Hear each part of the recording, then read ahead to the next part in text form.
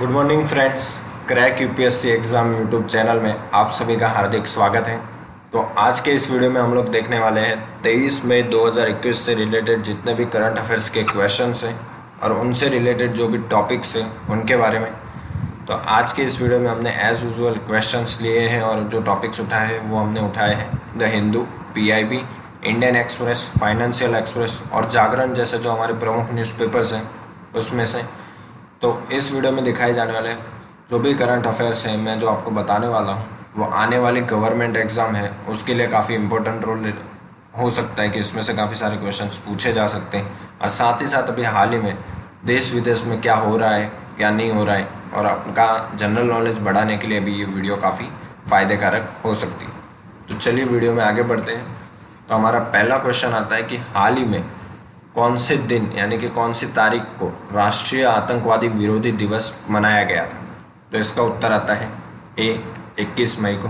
तो हाल ही में 21 मई को राष्ट्रीय आतंकवादी विरोधी दिवस के रूप में मनाया गया है। अब 21 मई को मनाया गया है तो 21 मई से रिलेटेड दो और चीज़ें जो हमें जान लेनी चाहिए कि 21 मई को हमारे पूर्व प्रधानमंत्री राजीव गांधी जी की पुण्यतिथि भी होती है और साथ ही साथ 21 मई को अंतर्राष्ट्रीय चाय दिवस यानी कि इंटरनेशनल टी डे के रूप में भी मनाया जाता है। तो ये तीन चीज़ें जो 21 मई से रिलेटेड हमें याद रख लेनी चाहिए। उसके बाद हम बढ़ते हैं दूसरे क्वेश्चन की तरफ। तो हाल ही में खाली जगह में वाइट फंगस यानी कि ब्लैंक में वाइट फंगस अर्थात कैंडिडियासिस के कम से कम 4 मामले का पता चला है। तो हाल ही में कौन सी सिटी में कौन सी जगह पे वाइट फंगस के 4 मामले बाहर आए हैं। तो इसका उत्तर आता है बी, बिहार में। तो हाल ही में बिहार के पटना में वाइट फंगस अर्थात कैंडिडियासिस के कम से कम 4 मामले बाहर आए हैं यानी कि पता चले हैं। तो वाइट फंगस और इसके लक्षण यानी कि वाइट फंगस क्या होता है और उस कैसे लक्षण होते हैं उसमें वो देख लेते हैं। तो यह संक्रमण व्यक्तियों की रोग प्रतिरोधक क्षमता कम होने के कारण अथवा पानी जैसे द्रव्यों अथवा पदार्थों में यह फफूंद होता है। इसके संपर्क में आने से व्यक्तियों में यह फैल सकते हैं। वाइट फंगस के मरीजों में कोविड जैसे लक्षण दिखाई देते हैं लेकिन इनका टेस्ट नेगेटिव आता है। इस संक्रमण की पहचान के लिए हम सिटी स्कैन या एक्सरे के माध्यम से भी की जा सकती है। अब वाइट फंगस से क्या क्या हो सकता है। तो वाइट फंगस मनुष्य के फेफड़ों के साथ साथ नाखून, त्वचा, पेट, किडनी, मस्तिष्क, गुप्तांग और मुंह जैसे अंगों को भी संक्रमित कर सकता है। उसके बाद आता है तीसरा क्वेश्चन। तो हाल ही में ब्लैंक द्वारा अनुमोदित भारत की पहली कोविड-19 स्व परीक्षण यानी कि सेल्फ टेस्टिंग किट को अनुमति दे दी गई है। तो इसका उत्तर आता है ए, आईसीएमआर। तो आईसीएमआर द्वारा अनुमोदित भारत की पहली कोविड-19 परीक्षण सेल्फ टेस्टिंग किट बाहर आई है जिसको गवर्नमेंट ने परमिशन दे दी है। तो अब इससे रिलेटेड बातें जान लेते हैं। तो हाल ही में भारतीय आयुर्विज्ञान अनुसंधान परिषद द्वारा अनुमोदित भारत की पहले कोविड-19 स्व परीक्षण सेल्फ किट बाहर आई है। तो इसका अर्थ है कि कोई भी व्यक्ति खुद ही अपनी नाक से नमूना एकत्रित कर सकता है, सैंपल एकत्रित कर सकता है और उसे SARS-CoV-2 की जांच के लिए इन नमूनों को परीक्षण भी कर सकता है। तो इस प्रकार से की सेल्फ टेस्ट किट को सबसे पहले पिछले वर्ष नवंबर मास में अमेरिका ने मंजूरी दी थी और उसके उपरांत यूरोप और दक्षिण कोरिया में भी इस तरह की किट को मंजूरी दे जा चुकी है।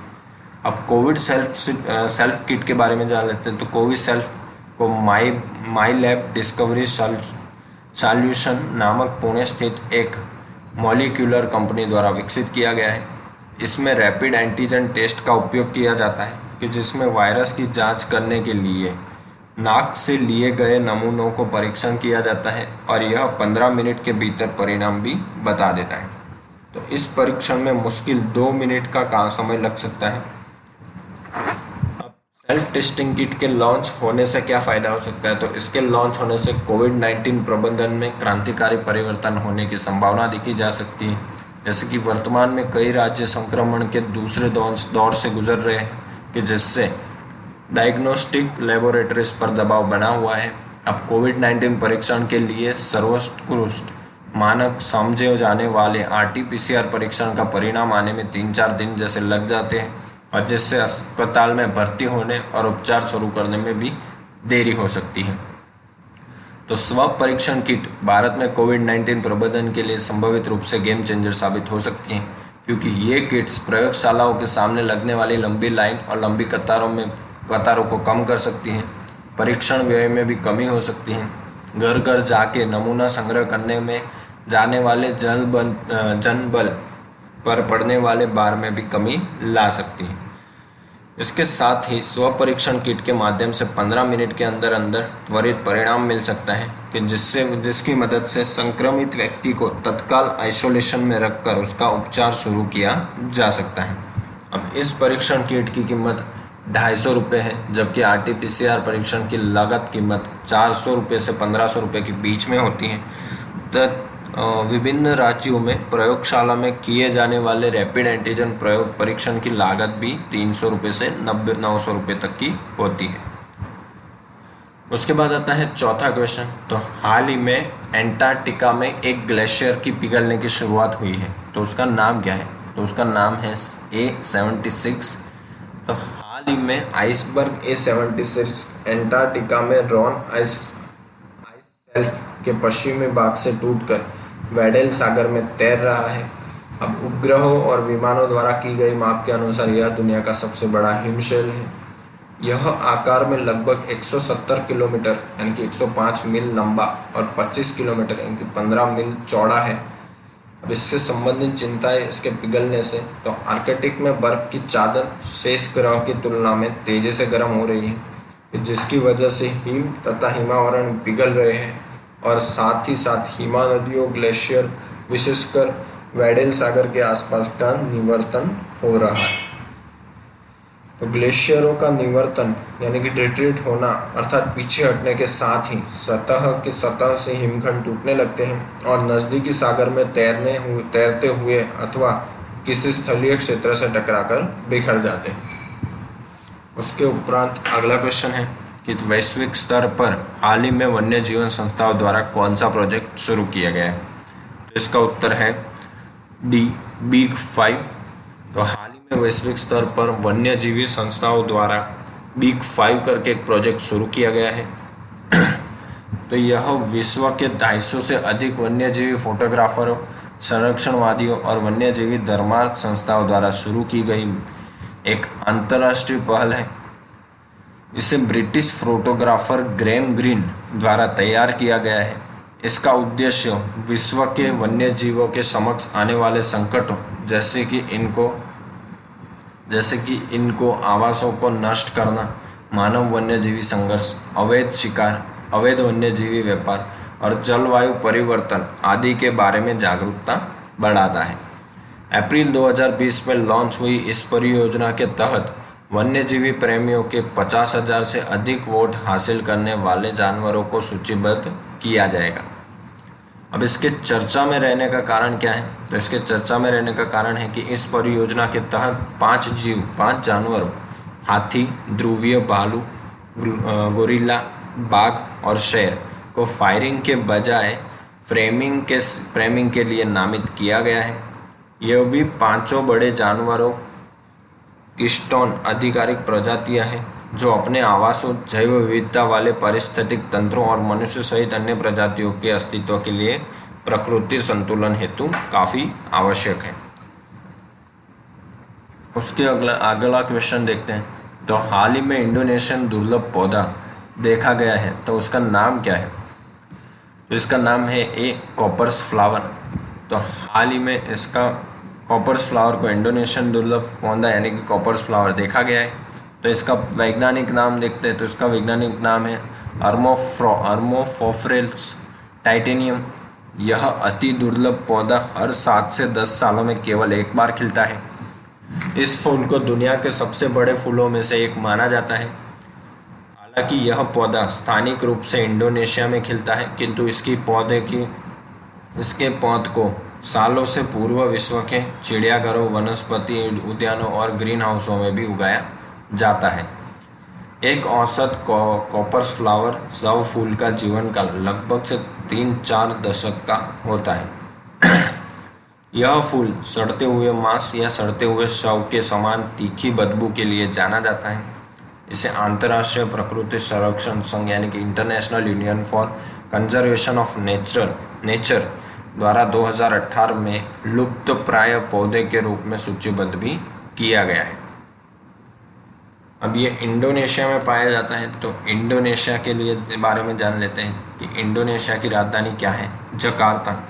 इंडोनेशिया की करेंसी है इंडोनेशियन रुपया और इंडोनेशिया के प्रेसिडेंट हैं जोको विडोडो। बढ़ते हैं अगले क्वेश्चन की तरफ। तो कोविड-19 पैंडेमिक के दौरान वर्कर की औसत इनकम कितने प्रतिशत गिरी है? तो इसका उत्तर है बी 17%।